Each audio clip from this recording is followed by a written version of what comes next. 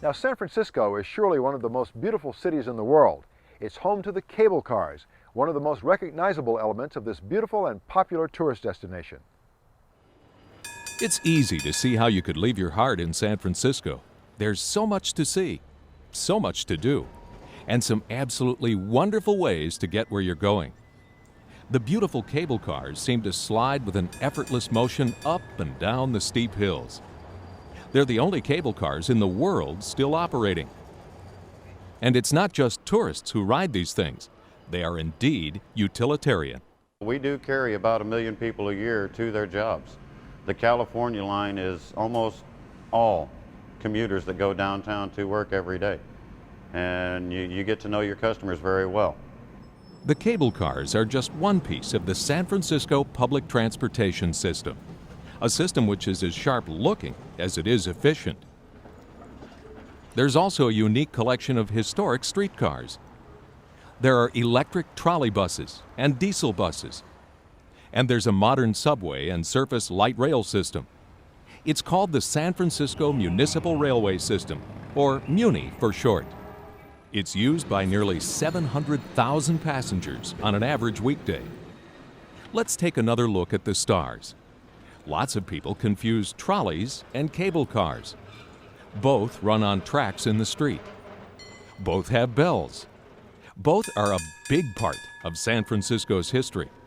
So here's what makes them different. Trolleys, which are also called streetcars, use a long pole called a pantograph to draw electricity from an overhead wire to the car's motors, which propels them along the tracks. Streetcars have been used in cities all over the world.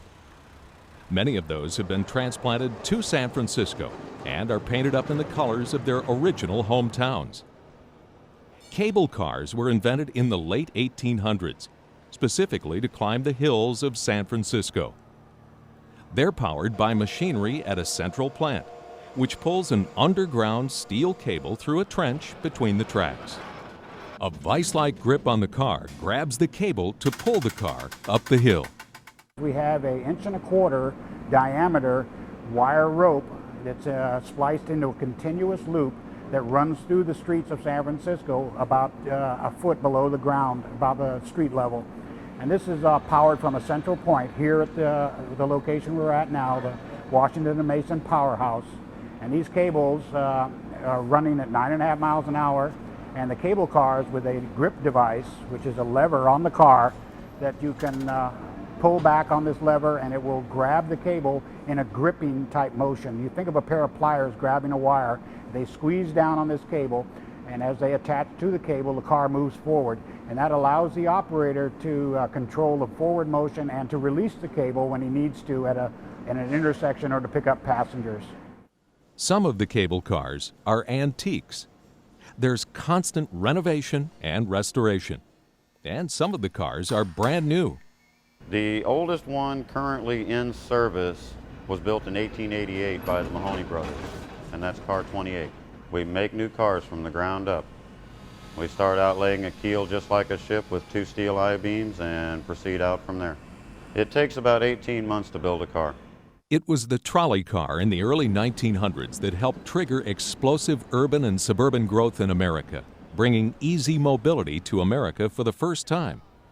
In the U.S. alone, there were nearly 100,000 trolley cars. But the trolley declined in popularity when America fell in love with the automobile. But San Francisco remains passionate about the trolley.